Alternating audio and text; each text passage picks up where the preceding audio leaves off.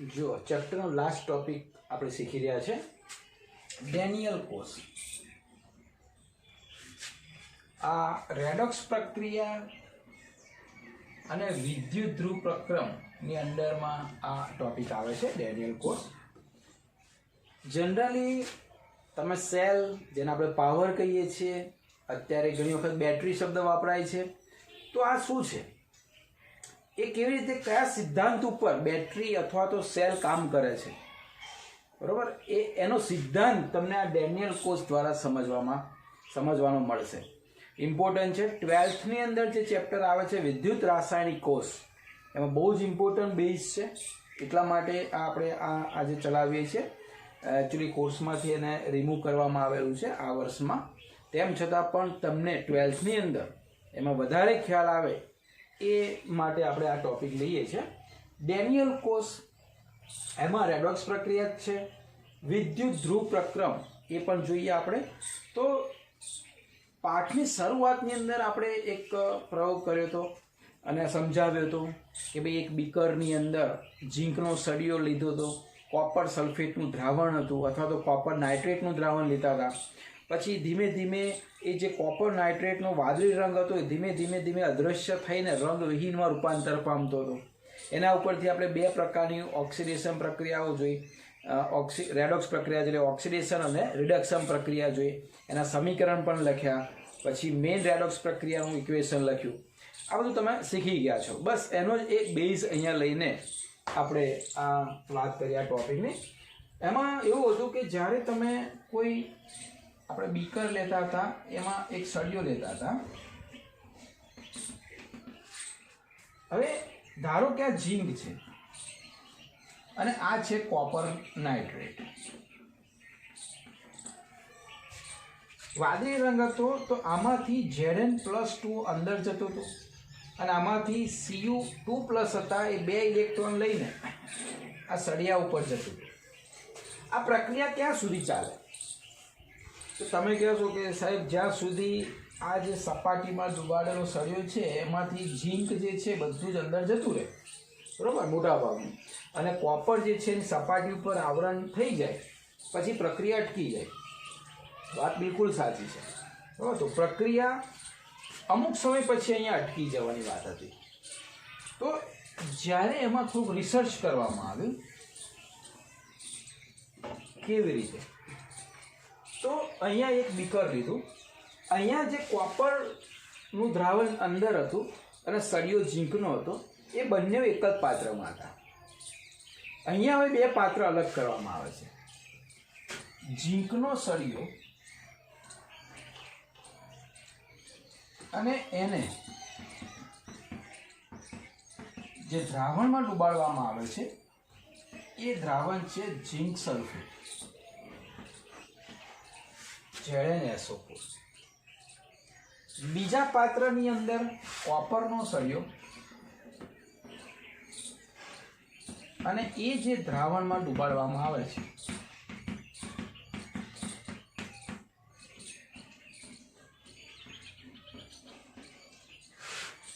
Copper સલ્ફેટનું દ્રાવણ. જો પહેલા જે આપણે પ્રયોગ જોયો એમાં બંને એક જ પાત્રમાં હતા. અહીંયા બંને પાત્ર જુદા જુદા કરી દેવામાં આવે. તમને લાગે કે સાહેબ હવે કેવી રીતે પ્રક્રિયા થાય? આ ઝીંક છે, આ ઝીંક સલ્ફેટ છે, આ કોપર છે ને આ કોપર સલ્ફેટ છે. તો સાચી વાત છે ને, આવું હોય તો પ્રક્રિયા ના થાય. પરંતુ ધ્યાન રાખજો, પરંતુ જો આ સળિયાને આ સળિયા સાથે બાહ્ય પરિપથથી જોઈન કરવામાં આવે,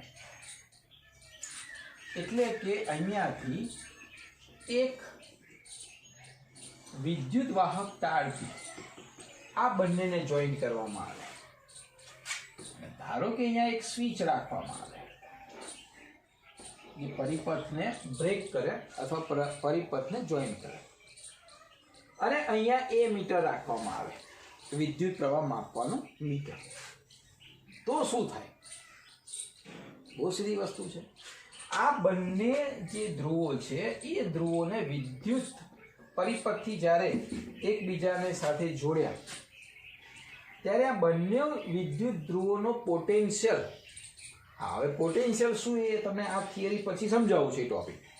તો પોટેન્શિયલમાં જ્યારે તફાવત હોય, આપણે સાદી ભાષામાં શીખી ગયા સક્રિયતા, આ બંનેની સક્રિયતામાં જ્યારે તફાવત હોય ત્યારે, એટલે કે પોટેન્શિયલમાં તફાવત હોય ત્યારે જે વધારે સક્રિય છે અથવા તો એવું કે જેનો પોટેન્શિયલ વધારે છે તે ઇલેક્ટ્રોનને રિમૂવ કરશે અને જે ઓછો સક્રિય છે એ ઇલેક્ટ્રોનને શું કરશે? સ્વીકારશે. જોઈએ કેવી રીતે થાય. અહીંયા શું થશે? આ પ્રક્રિયામાં કોપર કરતાં ઝીંકની સક્રિયતા વધારે છે, એટલે ઝીંક જે છે એ Zn2+ માં રૂપાંતર થશે અને 2 ઇલેક્ટ્રોન મુક્ત કરશે. એટલે અહીંયા એક સ્ટાર્ટિંગની અંદર એવું વિચારે કે એક પરમાણુ ઝીંકનો અહીંયા છૂટો પડે છે આમાંથી, સળિયામાંથી, બરોબર, અને બને છે Zn2+ અને 2 ઇલેક્ટ્રોનને મુક્ત કરે છે. હવે 2 ઇલેક્ટ્રોન અહીંયા દ્રાવણમાં નથી જવાના, એ 2 ઇલેક્ટ્રોન જે મુક્ત થાય છે તે આ પથ પ્રમાણે આ જગ્યાએ ઇલેક્ટ્રોન જવાના કોપર જોડે.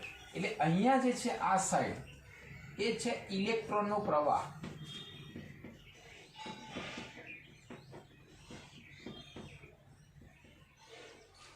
એ આ દિશામાં છે. એ ઇલેક્ટ્રોન અહીંયાથી મુક્ત થયા અને એ ઇલેક્ટ્રોન અહીંયા સ્વિચ પાડી દઈએ, પરિપથ ચાલુ કરી દઈએ, તો અહીંયાથી એ કોપરના સળિયામાં જવાના. હવે જેવા કોપરના સળિયામાં ગયા એટલે દ્રાવણની અંદર સીધી વસ્તુ છે Cu2+ છે દ્રાવણમાં, કારણ કે Cu2+ ને SO4 2- અંદર છે. અંદર તમે આ દ્રાવણ જે હશે આવી રીતે જ હશે ને, 2 આયનોમાં હશે, Cu2+ અને SO4 2-. તો Cu2+ શું કરશે? પેલા અહીંયાથી છે, અહીંયા 2 ઇલેક્ટ્રોન જાય છે, 2 ઇલેક્ટ્રોનને પોતે ગ્રહણ કરશે અને એમાંથી બનાવશે Cu. અને એ કોપર જે છે આ જગ્યાએ ભેગું થશે. અહીંયાથી આ સળિયું ધીમે ધીમે ધીમે ધીમે ખવાશે, કારણ કે ઝીંક અંદર શું જાય છે? Zn2+. અહીંયાથી Cu2+ ક્યાં જાય છે? સળિયા ઉપર. ઝીંક 2+ દ્રાવણમાં જાય છે, Cu2+ સળિયા ઉપર જાય છે. ચલો, આ પ્રક્રિયા આ રીતે થાય છે. એટલે એક બાજુ કઈ પ્રક્રિયા થઈ છે? આ બાજુ પ્રક્રિયા કઈ થઈ? ઓક્સિડેશન પ્રક્રિયા.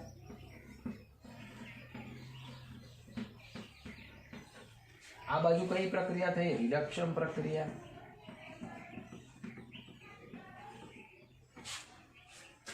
બંને પ્રક્રિયા ભેગી થાય એટલે કઈ પ્રક્રિયા થઈ? રેડોક્સ પ્રક્રિયા. ક્યાં થઈ? વિદ્યુત ધ્રુવો ઉપર.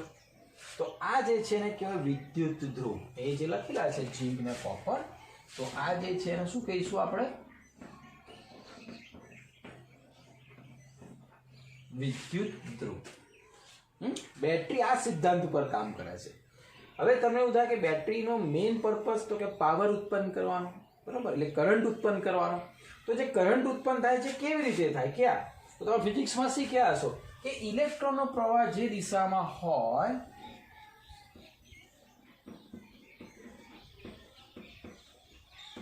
એની બિલકુલ વિરુદ્ધ દિશામાં કયો પ્રવાહ હોય? વિદ્યુત પ્રવાહ. તો અહીંયા એ મીટર મૂકી દો તો તમને ખ્યાલ આવે કે ભાઈ વિદ્યુત પ્રવાહ જે છે એ ઉત્પન્ન થાય છે. થયો કોના કારણે? ઇલેક્ટ્રોનના પ્રવાહને કારણે. ઇલેક્ટ્રોનનો પ્રવાહ કેવી રીતે થયો? બંને ધ્રુવોના પોટેન્શિયલ જુદા જુદા હતા, બંને આ રીતે દ્રાવણમાં ડૂબાડેલા હતા, બરાબર. તો બેટરીનો મેઇન જે સિદ્ધાંત છે એ આ સિદ્ધાંત ઉપર કામ કરે છે. આ જે સ્ટ્રક્ચર છે હજુ તો અધૂરું સ્ટ્રક્ચર છે. આ સ્ટ્રક્ચરનું નામ છે ડેનિયલ કોષ. બરાબર. જો હવે શું થાય? ઝીંક અને આ બાજુ Cu કોપર, અહીંયા જ્યાં સુધી ઝીંક દ્રાવણમાં ડૂબાડેલું હશે, બરાબર, તે ઇલેક્ટ્રોનને આ રીતે મુક્ત કરતું રહેશે, કોપર ઇલેક્ટ્રોનને સ્વીકારતું રહેશે અને Cu2+ ને ઇલેક્ટ્રોન આપીને કોપર ધાતુમાં રૂપાંતર થતું હશે. અહીંયા તમે જો બે વસ્તુ થયું, Zn2+ અને અંદર અહીંયા ઝીંક પણ છે ને, ઝીંક તો પોતે સળિયો છે ને, અંદર Zn2+, અહીંયા પણ Cu2+ છે ને Cu બંને છે. એટલે એ જે છે Zn2+ અને Z, અહીંયા Cu2+ અને Cu, આવા સિમ્બોલની અંદર એને લખવામાં આવે છે.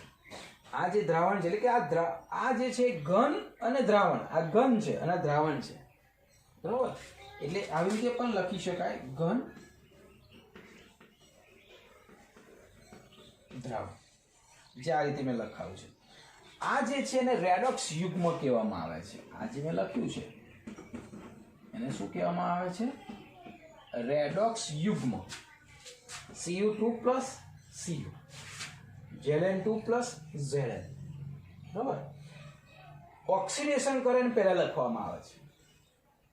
ઓક્સિડેશન જે કરે ને એ આપણે જોઈએ છે પછી આના પછી રીતમાં, બરાબર. તો આ રેડોક્સ યુગ્મ આ બાજુ પણ છે, રેડોક્સ યુગ્મ આ બાજુ પણ છે, Cu2+ અને Cu, અહીંયા પણ Zn2+ અને Zn.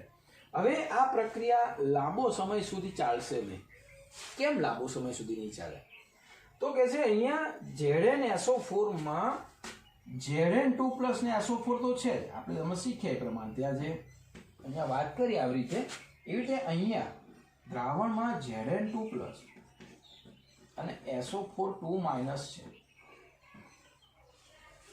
અહીંયા દ્રાવણમાં Zn+2 નો ભરાવો થઈ જશે, એટલે આ બાજુ ધન આયનો બહુ થઈ જશે.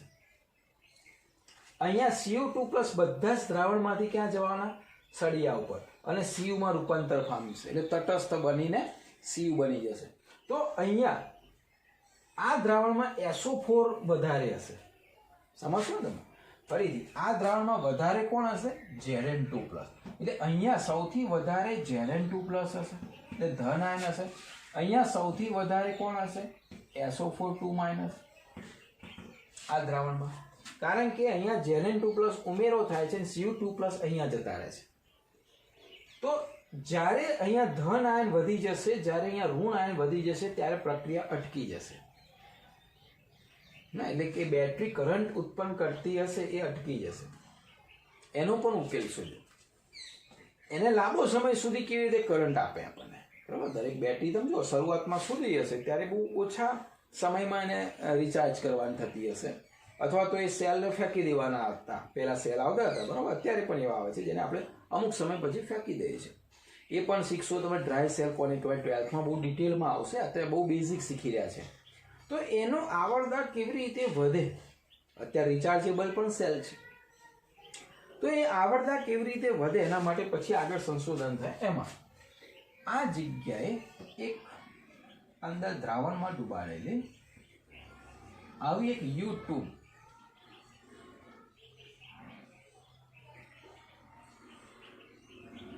YouTube એટલે આપણે આ લેક્ચર જોવો છો તમે એ YouTube નહીં, હા, યુ આકારની ટ્યુબ છે એટલે એને YouTube કહેવામાં આવે છે. આ જે YouTube છે એમાં KCl અથવા તો એમોનિયમ નાઇટ્રેટ એવો પદાર્થ લેવામાં આવે છે, જેને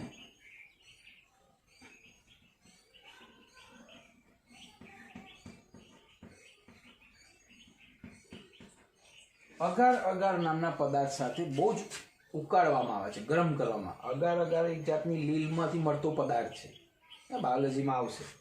એ અગાર નામના પદાર્થ સાથે એને ગરમ કરીને ઉકાળવામાં આવે છે, બરાબર. એટલે ગરમ કરવામાં આવે, ફરી પાછો એને ઠંડો પાડવામાં આવે,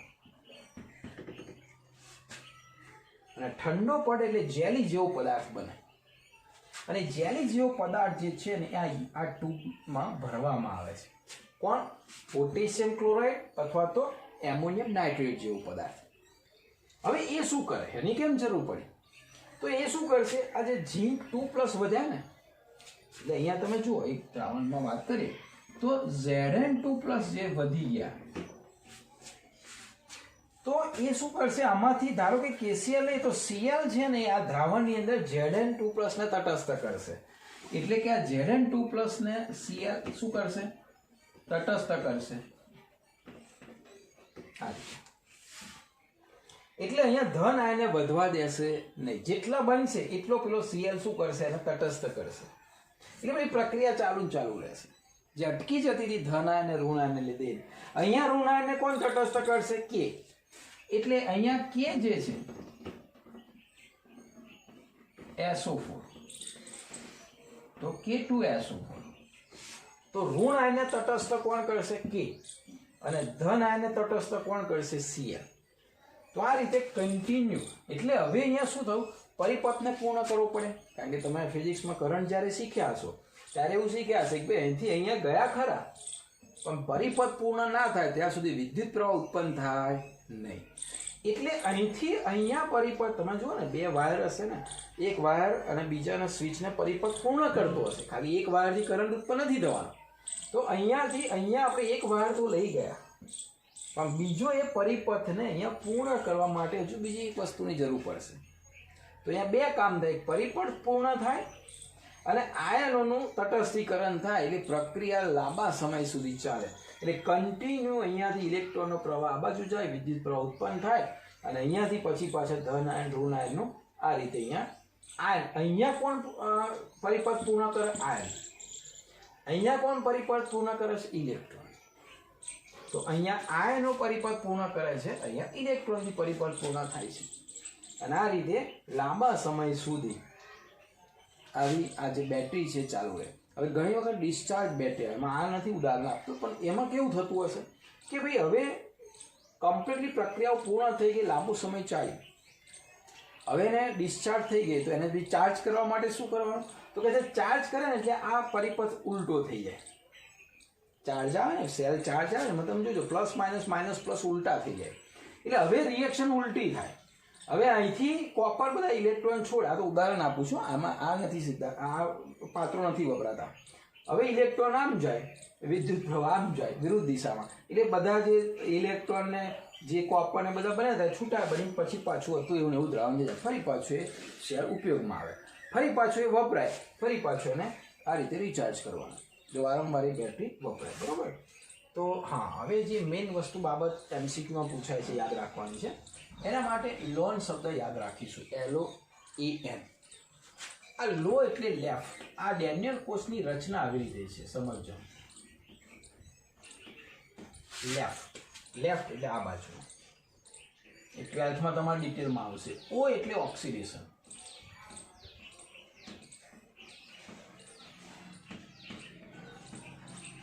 લેફ્ટ સાઈડ ઓક્સિડેશન થાય, રાઈટ સાઈડ રિડક્શન થાય.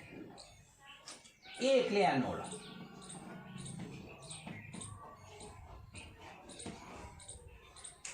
એટલે આ જે ઝીંકનો સળિયો છે એનોડ તરીકે વર્તે અને કોપરનો સળિયો છે કેથોડ તરીકે વર્તે. અને એન એટલે નેગેટિવ.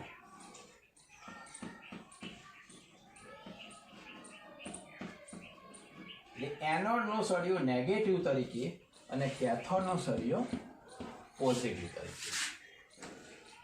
આ ચાર બાબત યાદ રાખજો. લોન એલ એટલે લેફ્ટ સાઈડ હંમેશા ઓક્સિડેશન પ્રક્રિયા થાય. ઓક્સિડેશન પ્રક્રિયામાં જે સળિયો છે એનોડ તરીકે જ વર્તે. એટલે એનોડ ઉપર ઓક્સિડેશન થાય એવું પણ તમે યાદ રાખી શકો. અને એનોડ એટલે નેગેટિવ. એટલે આ જે છે નેગેટિવ છે વિદ્યુત, આ છે પોઝિટિવ છે. એટલે અહીંયા નેગેટિવ છે, આ જગ્યાએ શું છે? પોઝિટિવ છે. બરાબર. તો આ જે મેં તમને ઉપર છેલ્લી માહિતી આપી એને કહેવાય ડેનિયલ કોષ. હવે પ્રમાણિત ડેનિયલ કોષ એક એવો હોય છે તો કે છે 298 કેલ્વિન તાપમાન. બરાબર. આપ સૌ જાણો છો. 1 બાર દબાણ વાયુ હોય તો, ઘણી વખત વાયુ પણ આવશે, એ શીખશો તમે. તો વાયુ હોય તો 1 બાર દબાણ અને દ્રાવણ હોય તો 298 કેલ્વિન તાપમાને. બરાબર. જે પ્રયોગ કરવામાં આવે એ જે પ્રયોગ છે એને પ્રમાણિત ડેનિયલ કોષ અથવા તો એ પોટેન્શિયલ જે ઉત્પન્ન થાય એને કહેવાય પ્રમાણિત પોટેન્શિયલ. તો આ જનરલ ઇન્ફોર્મેશન હતી ડેનિયલ કોષ. હવે આના એપ્લિકેશનમાં કેવી રીતે શું થાય છે, કોનો પોટેન્શિયલ વધારે છે, ઓક્સિડેશન રિડક્શન પ્રક્રિયાઓ કેવી રીતે સિમ્બોલમાં લખવામાં આવે છે એની આપણે માહિતી મેળવીએ.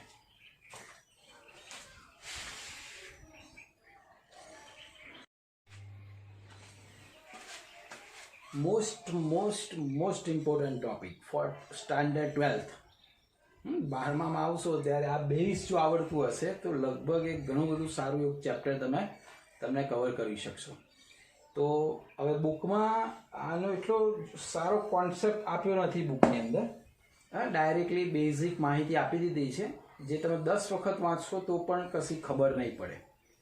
બહુ જ ઇમ્પોર્ટન્ટ લેક્ચર તમારા માટે છે. આ સમજ્યા પછી બુકમાં વાંચશો તો ક્લિયર થઈ જશે. બરાબર. તો આપણે જે પેલા વિદ્યુત ધ્રુવ જોયા, એ જે વિદ્યુત ધ્રુવ છે એનું જે પોટેન્શિયલ, એટલે આપણે એવું માનીએ કે સક્રિયતા આપણી ભાષામાં, તો એને કહેવાય વિદ્યુત ધ્રુવ પોટેન્શિયલ. દરેક જે ધાતુનો સળિયો છે એનું પોટેન્શિયલ જુદું જુદું છે. પોટેન્શિયલનો મતલબ અહીંયા ઇલેક્ટ્રોન લેવાની કે ગુમાવવાની વૃત્તિ સાથે તમે એને સરખાવી શકો, એટલે કે સક્રિયતા. બરાબર. 298 કેલ્વિન તાપમાન હોય જો દ્રાવણ હોય, તો જો વાયુ ઉત્પન્ન થતો હોય તો એક વાતાવરણ દબાણે હોય, તો એવો જે ડેનિયલ કોષ છે અથવા તો એવો જે વિદ્યુત ધ્રુવનો બનેલો કોષ છે એને પ્રમાણિત વિદ્યુત ધ્રુવ પોટેન્શિયલ કહીશું. અને એને સિમ્બોલમાં ઈ આ રીતે ડિગ્રી તરીકે લખીશું. સુપરસ્ક્રિપ્ટ આપણે શીખી ગયા છે. ઈ ડિગ્રી તરીકે એને લખીશું. ઈ ડિગ્રી તરીકે લખી એટલે સમજવાનું કે આ પ્રમાણિત પોટેન્શિયલ છે, વિદ્યુત ધ્રુવ પોટેન્શિયલ. બરાબર. એની પાવર ઉર્જા બતાવે છે, પોટેન્શિયલ બતાવે છે. હવે જનરલી પેલા સમજાવું કે શું છે એ સમજાવું પોટેન્શિયલ. ચલો આપણે જે પ્રક્રિયા અમે શીખ્યા એ જ જોઈએ. Zn એમાંથી આપણે શીખ્યા Zn2+ ટ્વાઇસ ઇલેક્ટ્રોન. આ પ્રક્રિયા આપ સૌ જાણો છો કે ઓક્સિડેશન પ્રક્રિયા છે.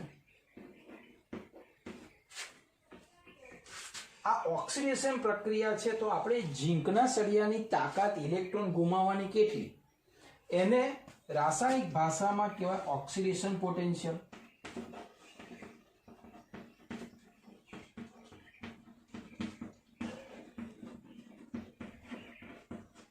ફરીથી ઝીંકની ઇલેક્ટ્રોન ગુમાવવાની તાકાત બીજાની કમ્પેરિઝનમાં કેવી રીતે મૂલ્ય એનું લેવામાં આવે છે, એ મૂલ્યનું નામ છે ઓક્સિડેશન પોટેન્શિયલ. કમ્પેરિઝન કરાય કે કોનો ઓક્સિડેશન પોટેન્શિયલ વધારે કે ઓછો. જેનો ઓક્સિડેશન પોટેન્શિયલ વધારે એટલા ઇલેક્ટ્રોન ઝડપથી મુક્ત કરી શકે. બરાબર. તો એને કેવી રીતે લખવામાં આવે, તો એ ઓક્સિડેશન પોટેન્શિયલ જે લખવાનો છે આ રીતનો હોય છે. ઈ મેં કહ્યું પ્રમાણ ડિગ્રી Zn2+, સોરી Zn ઝીંક જ છે. ઝીંક એમાંથી શું બને છે તો કે ઝીંક પ્લસ. તો આ રીતે લખાય. ઝીંકનો ઓક્સિડેશન પોટેન્શિયલ ઝીંકમાંથી Zn2+ બને, ઝીંક પછી ઓબ્લિક Zn2+. અને એ માપવામાં આવે છે હાઇડ્રોજનની સાપેક્ષે, એ સમજાવું છું. તો એ ઝીંકનો જે પોટેન્શિયલ છે એ લેવામાં આવે છે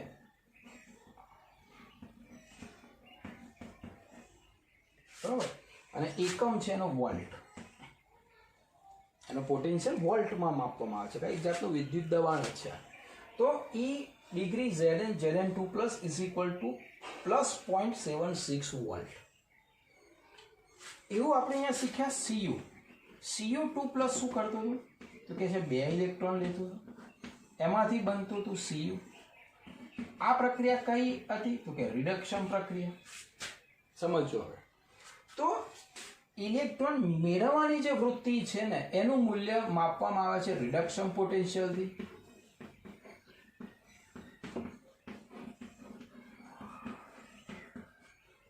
તો એનો રિડક્શન પોટેન્શિયલ લખવા કેવી રીતે લખવાનું, તો Cu2+ પહેલા લખવાનું, ઓબ્લિક કરીને Cu. આ એનો રિડક્શન પોટેન્શિયલ. અને એ જે છે એ +0.34 વોલ્ટ. ફરીથી સમજી લો. આ બે બાબત સમજશો તો જ આગળ ખબર પડશે. ઝીંક2+ ટ્વાઇસ ઇલેક્ટ્રોન ઓક્સિડેશન પ્રક્રિયા સારી રીતે જાણો છો. તો આ ઓક્સિડેશન પ્રક્રિયામાં એનો પોટેન્શિયલ ઓક્સિડેશન પોટેન્શિયલ તરીકે ઓળખાય છે, જેને લખાય ઝીંકમાંથી Zn2+ બન્યું એટલે ઝીંકમાંથી Zn2+ બન્યું ઇઝ ઇક્વલ ટુ +0.76 વોલ્ટ. બરાબર. હવે Cu2+ twice electron gives Cu reduction potential. તો રિડક્શન પોટેન્શિયલ કેવી રીતે લખાય? તો કે Cu2+ માંથી Cu બન્યું એટલે Cu2+ પહેલા ઓબ્લિક Cu, આ Cu2+ માંથી Cu બને છે અને આ E ડિગ્રી એટલે કે 298 કેલ્વિન તાપમાને એ ધ્રુવનો પોટેન્શિયલ છે. તો કેટલો છે? +0.34 વોલ્ટ. હવે આ કોની સાપેક્ષે માપવામાં આવ્યા કે ભાઈ આનો 0.76 ના આનો 0.34 કોની સાપેક્ષે એ સમજાવો. હવે પ્રમાણિત વિદ્યુત ધ્રુવ પોટેન્શિયલ જે છે E ડિગ્રી એના આપણે 3 ભાગ પાડી દઈએ. એમાં જ્યારે હાઇડ્રોજન H+ માંથી H2 અને E ડિગ્રી = 0 આને સાપેક્ષે આને 0 લેવામાં આવ્યો. હાઇડ્રોજનનો પોટેન્શિયલનું મૂલ્ય 0 છે સ્વીકારવામાં આવ્યું. 0 છે નહીં એકચ્યુઅલી, પણ સ્વીકારી લીધું એની કમ્પેરિઝનમાં બીજાને મૂલ્ય શોધવા માટે. હવે બે પ્રશ્ન છે. જો આનું મૂલ્ય 0 હોય તો બાકીના કેટલાકનું ઋણ મૂલ્ય આવવાનું, કેટલાકનું ધન હોય. બરાબર? હા, હવે તમે બીજું એ સમજાવો કે આપણે અહીંયા ઓક્સિડેશન પોટેન્શિયલ લખ્યો, રિડક્શન પોટેન્શિયલ લખ્યો, પણ એસઆઈ પદ્ધતિ પ્રમાણે એસઆઈ પદ્ધતિએ ફાઇનલ કર્યો કે ભાઈ આપણે કયો લખવો, તો એમને રિડક્શન પોટેન્શિયલને ફાઇનલ કર્યો.